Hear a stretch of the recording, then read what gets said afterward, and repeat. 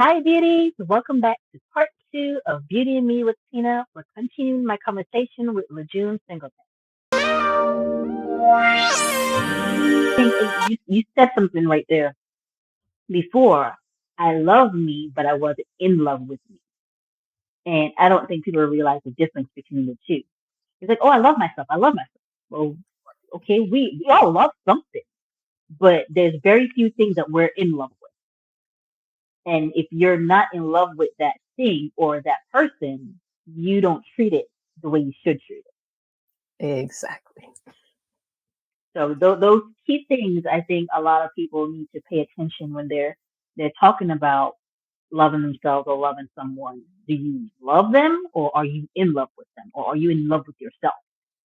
Right. And I think That a lot of people, it hasn't been taught or explained properly the difference of I love something or I'm in love with something because we confuse love and lust and infatuation all the Mhm. time. The sex is so good, I'm in love. No, you love the sex. You don't love the person per se. And then months go by or weeks go by and days go by and you really see who this true person is. And that fear comes up, you know what? I don't want to. Well, what if I don't find somebody else whose sex is this good? uh, that is the whole conversation of lust and love. I think we do definitely get it confused, but I think with COVID especially, it showed that. That was like the key thing that showed, okay, did I marry you for love or did I marry you for lust? Yeah. Or did I marry you because I didn't want to be alone? That too. Yeah. Or I didn't know myself. So Yeah. I settled for the first person or first thing. Yeah. Or I didn't want to raise my kids without having a dad or a mom. Yeah, very, Yeah. very true. So I think um I don't remember who I spoke to, but we were talking about how COVID played a big role. Yes, it was very bad. It created a lot of issues and problems, and people lost a lot of loved ones. And in the same aspect of things, it showed people the real them and the real person that they were with or are with and their family in general. So Yeah. Because that was you very weren't interesting. yeah, you weren't spending time with your spouse like we had to because we were required to stay in the house. And literally here during COVID, it was funny to me. It wasn't funny, it was sad at the same time. We have drive-through liquor stores and it's literally 10 in the morning and I'm driving and the line for the liquor store is like the line for Chick-fil-A of people trying to Oh, get alcohol here. oh wow. Okay. That is very, very interesting. Yeah. Very interesting. Yep. Um, I tried, I literally tried not to go out. Everything I had delivered, we had delivered to the house just because didn't want to go out or just, yeah. But I could imagine, just because it's like, okay, well, instead of just having 2 or 3 hours with you or 5 hours in the afternoon and the evening, I'm having 24 hours a day with you for a whole Ex- year. Exactly. I gotta wake up and go to bed and look at you Mhm. all day. I turn a corner and you're there. Like, yeah, and a lot of divorces and breakups happen during that time. Yeah, that is so true. Um, yeah, that hit the nail on the head. And I think at that time, actually, a lot of people that I've talked to have discovered that they were hiding past trauma or realized they had depression or had anxiety that they kind of just overlooked because they were always on the go. So they didn't have time to pay attention to it. And it wasn't until COVID they had to sit there by themselves and realize that, oh, well, you know what? I may have an issue. I may have a problem. So now that we've been back in the real world for a while now, there are people, self-care has become a big thing, and there are people now that are still trying to learn how to deal with the trauma and learn about their true self or the person that they're with, or trying to make time for every and anything. What would be your recommendation for someone that is trying to deal with trauma, but at the same time live a normal life or try to stop the bad habits that were created because of that trauma? Get help, because the thing that we do and I've personally done, I try to busy myself to try to ignore it, or I would try to pour into other people so I didn't have to deal with what was going on with me. But guess what? It's still there. And at some point it will really hit you. Cause it happened for me, I think it was 2022 is why I was looking for a therapist. I had a lot of stuff going on and I was out taking a walk and I literally had a mental breakdown. I just started crying uncontrollably. I did not know why I was crying. I couldn't stop crying and I kept crying and it scared me because I'm not a emotional person. That's something that I'm working on is my emotion and vulnerability. And Hmm. I kept crying and I was like, "Oh my god, what is going on?" And it was that part of me that was saying, "You're ignoring what's going on." And you've Mm. been ignoring it for a while. Now it's starting to take a toll on you where you're breaking down. So I immediately called my friend who's a therapist and she's like, "Well, do you feel like you want to hurt yourself?" I said, "No, I don't want to hurt myself. I just don't know why I'm." And Mhm. she was like, "You're crying because you're dealing with a lot and you've been dealing with a lot and Mhm. you've been ignoring it and you're just acting like it's not there. So your body is now saying it's time to release." And I was Mhm. like, okay. So I immediately started looking for therapists. It didn't work. And I just started talking to my coaches about it. And Okay. last year I said to myself, I'm going to try again because, like I said, I went through three people. And I was like, yeah, I'm not trying to find another therapist. And last year I was like, okay, I'm gonna give it another try. And I found it was two therapists that I connected with. And one of them, she just immediately called me. And that's a part of me that I'm trying to get rid of is, just jumping into stuff and not being organized or scheduled or Mm. planned.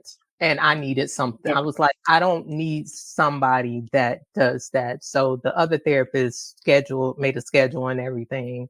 And I was like, okay, you're what I need. So we've been working together since the summer of last year and it's been great. I went to Bali in 2019. Oh, nice. My mentor, because I have two mentors, my mentor and coach from that, we're still in contact. Whenever I have an issue, I'll, send her a message on WhatsApp or a voice note and she'll respond back and she'll give me positive feedback. And that's the thing about coaches. They don't sugarcoat anything. She's literally like, "You're capable, you're powerful, you're able to do it. Let's sit in it in a minute and get yourself out of it." and keep it moving. That's nice. So that is what I would say. Get a therapist, do a consultation, do a couple of, if it works, it works. Get a coach. Moving is essential because I think the thing of what we do when we are in depression, we don't move. Our anxiety or whatever is going on, we don't move. We are watching TV, we're eating, we're sleeping. Moving is the best medication ever. If that's taking a walk, a jog, bicycling, um, running, jumping jacks, lifting weights, whatever, yoga, whatever your Pilates, whatever your preference is, do that as your form of releasing what's going on, because you notice if you work out or do any walking or whatever, that weight that you've been holding right here from stress, depression, anxiety, everything you've been dealing with, when you start moving, it feels like a 10-pound weight has been lifted off your chest. So I would recommend that to anybody. So that's why I have moved to heal, because when you add movement into everything that you have going on and you talk about it, it works. That's very true. Um, I know it personally because I do it too, so I completely understand. It feels great. It doesn't feel like you're struggling to breathe anymore. It's Right, literally a weight off of you. right. Uh, and having that support that you mentioned, not everyone has somebody or they haven't learned how to trust um someone or even family to have that support. Is there something that someone that doesn't have a support can do to have that backup or that reassurance of, you know what, I'm on the right track. I'm doing good. So I would recommend a group. There's so many groups nowadays that are out here that you can join and see which group is a good fit for you. They have them on Facebook. Also, Meetup. Meetup is another one. Some have a fee, so you can join that. Eventbrite, go to different events to meet new friends, to see who you click with. But definitely, there's no more excuses of, well, I don't have support people. Well, are you putting yourself out there to meet new people that are like-minded that you can connect with? I've definitely met so many like-minded people from doing my podcast, from work, from just events and out and about on set. I've met so many great people, but also we have to open ourselves up to people. And that's something that we sometimes don't do because certain situations that we may have gotten burned from previous friendships. Guess what? No friends wasn't meant to be in your life.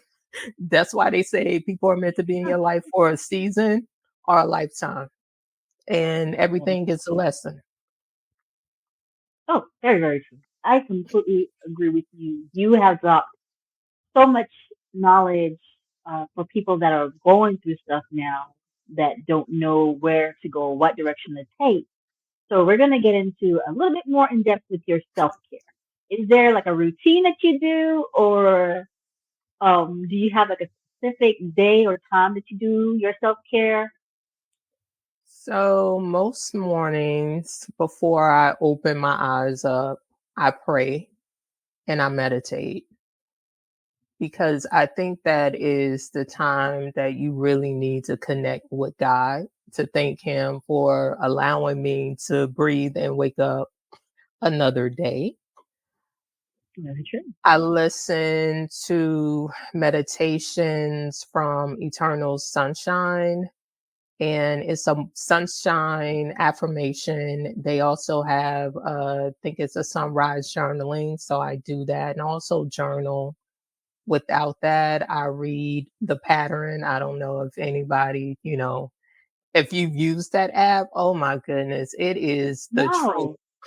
It's so you put in your date of birth, the time you were born, and it tells you every day some inspirational things about yourself or something about you or what's going on with you. And it is mind blowing. It is literally like, oh my God, how do you know me? So I read that and I, exercise, meditate. Those are some things that I do. I take walks when the weather permits here and just connect with myself. And sometimes I watch different movies and shows because I'm in entertainment. So I'm always learning techniques and seeing, okay, wow, they're really acting. And sometimes I'm like, yeah, that is awful. So that is some of my self-care, getting my hair done. I haven't did a massage in a while, but that has been something that I've done from reflexology, massages, hydrocolonics, which I think is very essential because it helps to get all the waste out of your body that's not being released. So that's something that I do. Oh, nice. Those are all amazing, right down my alley, except for the hydrocolonics. I haven't heard of it. So So it definitely need is, to look into that. yeah, it is, because our colon is so long and we're not going to the bathroom. A lot of people do like enemas and take laxatives and Hmm. things like that, and you're not going to the bathroom. So the colonics helps to remove the waste where in one session you can lose 10 to 20 pounds of Oh, waste that wow. you're releasing. Yeah. Oh, okay. Definitely. I'm gonna have to look into that. And pattern too, because I haven't heard about it. So that would be something very interesting to look into.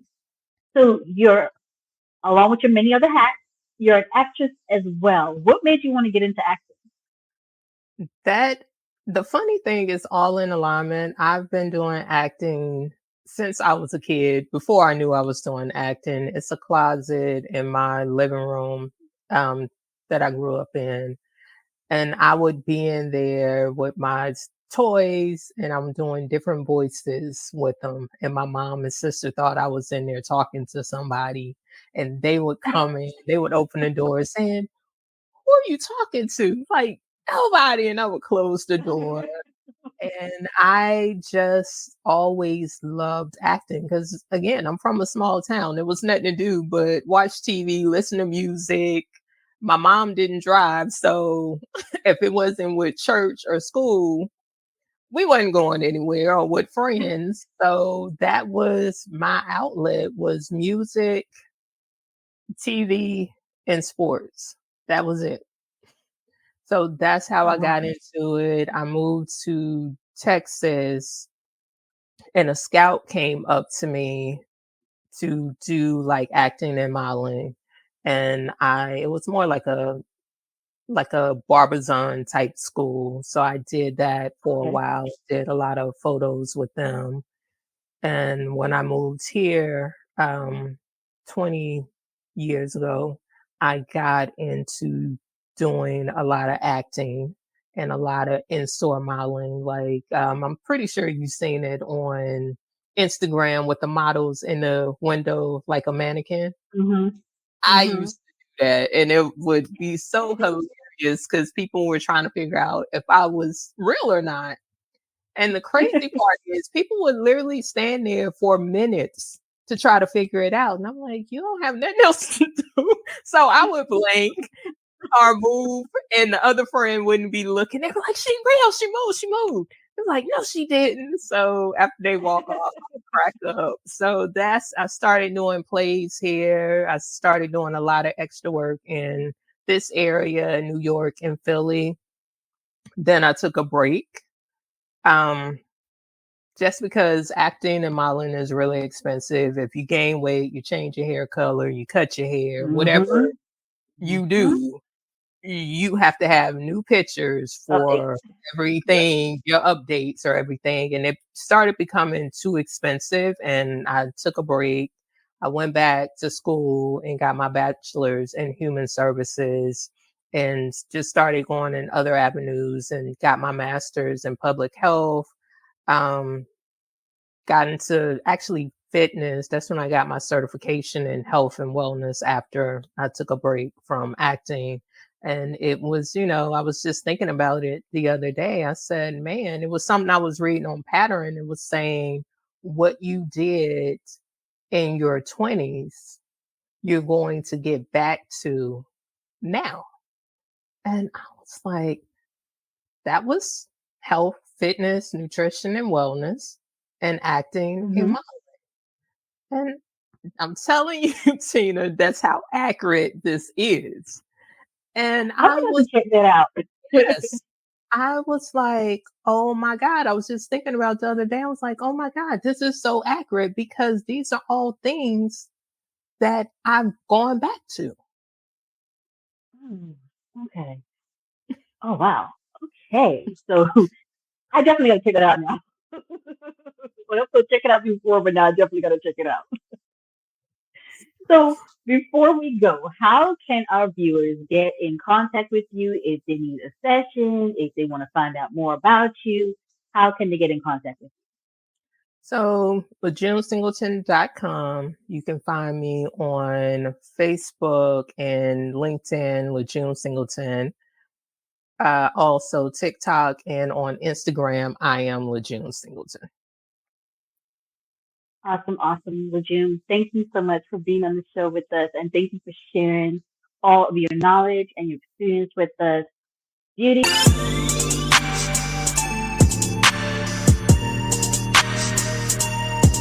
Celebration of Women's History Month. Bella by Tina Foy presents Pearls and Pumps. High tea on Saturday, March 23rd, 2024 in Atlanta, Georgia, bringing together women for inspirational speakers, amazing food, and celebrating not only our achievements, but women of past, present, and future. Get your tickets today. Available only at Pearls and Pumps, hightea.eventbrite.com.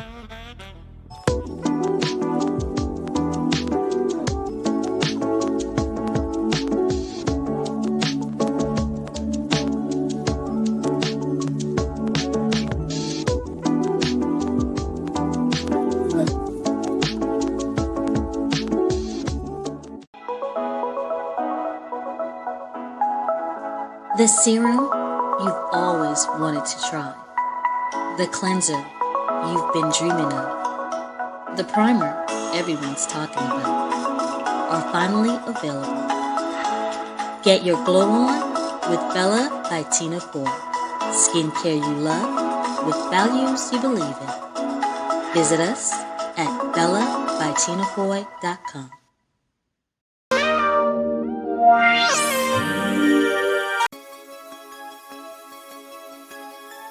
This week's beauty product of the week is Bella by Tina Foy Spa Collection.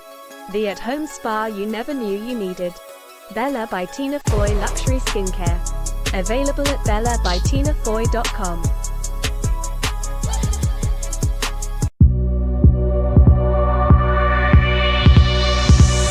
Come on.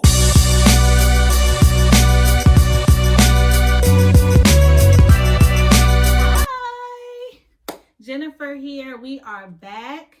Loving Me Style session. So right now what we wanted to do with Miss Keita was be able to transfer from office to maybe a network event, a date, right? Sometimes when we get off work, we get that phone call. Hey girl, where you at? What you doing?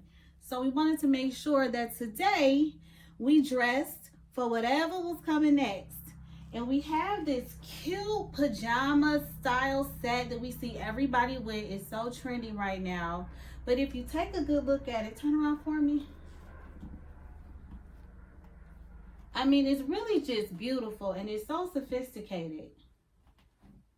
And it's comfortable. Tell me how you feel in this. I feel great. You feel great. See? So would you wear this? Where would you wear this? Would you wear this on a date? I would wear this on a date. It's nice, sexy, comfortable. Would you travel in this? I would. You would? Yes. Okay, you think you feel comfortable sitting on a plane in this? Yes. Yeah, okay. So we want to make sure, like I said, anytime You get ready to get dressed. You want to think about your life. Think about your lifestyle, what it is you're doing. A lot of ladies that I'm here to serve, they're taking flights. They're speaking on stages. They're going from the doctor's office to the classroom. Some of them are professors. Some of them are running organizations and they want to be comfortable. So this is a style sold at jmccraestyle.com. You can buy it right now. It comes in olive, cinnamon, and taupe. This is the olive right here. And like I said, it's just absolutely gorgeous and it's beautiful and it transitions straight from work to cocktails or a networking event after. One more look. Be right back. Beauties, I hope you enjoyed my interview with LaJune and the fashion segment, Loving Me Style Session. Remember, self-care is a power that anyone can access, including you. Have a great weekend, beauties. See you next Sunday at 3 p.m. Eastern Time. Bye, beauties.